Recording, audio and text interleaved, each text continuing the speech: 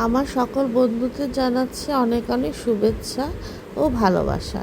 আর আজকে তোমাদের জন্য নিয়ে আসলাম কাচকি মাছ।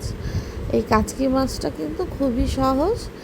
প্রথমে আমি একটি প্যানে বেশ কিছু পেঁয়াজ একটু হালকা করে ভেজে নিচ্ছি, মানে নরম নরম করে ভেজে নিচ্ছি।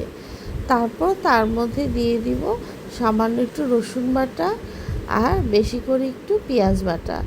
যেহেতু আজকে আমি একটু বেশ পরিমাণ কাচকি মাছ রান্না করব, তার জন্য একটু পেঁয়াজ বাটাটাও বেশি করে নিয়ে নিয়েছি।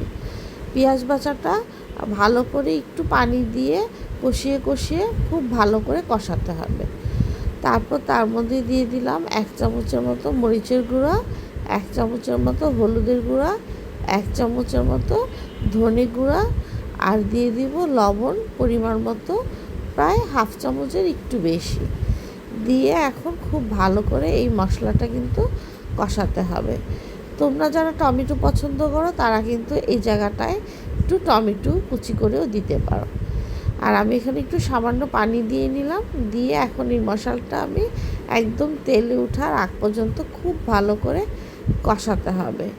কষাতে কষাতে মশলাটা যখন একদম তেলের উপর উঠে আসবে, তখন কিন্তু আমি আবার একটু পানি দিয়ে কষাবো। এভাবে 2-3 বার ভালো করে কষালে কিন্তু মশলার কোনো কাঁচা গন্ধ থাকবে না, তখন মাছটা রান্না করলে একদম তাজা তাজা লাগবে। আর এদিকে আমি কাচকি মাছটা খুব ভালো করে পানির উপর রেখে একদম চালনি দিয়ে ভালো করে ধুয়ে ধুয়ে বারবারে ভালো করে ধুয়ে নিয়েছি। এতে করে কিন্তু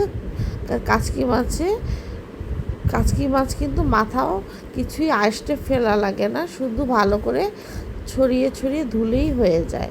তার জন্য ধুয়ে ঝরা দিয়ে রেখেছি। আর এখানে আমি বেশ কিছু প্রায় 1 কাপ থেকে 1.5 কাপের মতো পানি ফুটতে দিয়ে দিলাম। এই ফুটন্ত পানিটার মধ্যেই এখন আমি মাছটা ঢেলে দিব।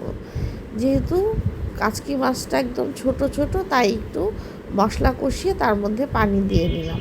এতে করে মাছটা আর নাড়াচাড়া করার ঝামেলা থাকবে না। এই তো মাছগুলো আমি চালনির মধ্যে ধুয়ে ছড়া দিয়ে রেখেছিলাম, এখন সেই মাছগুলো সুন্দর করে ছড়িয়ে দিচ্ছি।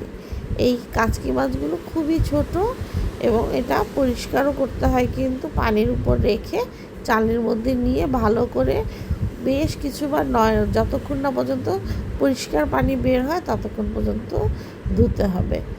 এই তো কাচকি মাছটা দিয়ে এখন হালকা একটা নাড়াচাড়া দিয়ে, আর কিন্তু বেশি নাড়া দেওয়া যাবে না, তাহলে মাছগুলো ভেঙে যাবে।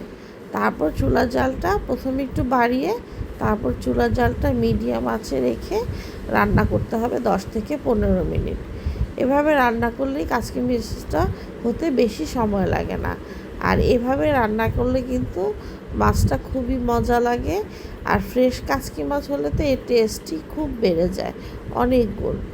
তোমরা চাইলে এখানে যারা পছন্দ করো ধনেপাতাও দিতে পারো। তো বন্ধুরা, ভিডিওটা ভালো লাগলে লাইক এবং সাবস্ক্রাইব করে দিও। আল্লাহ হাফেজ।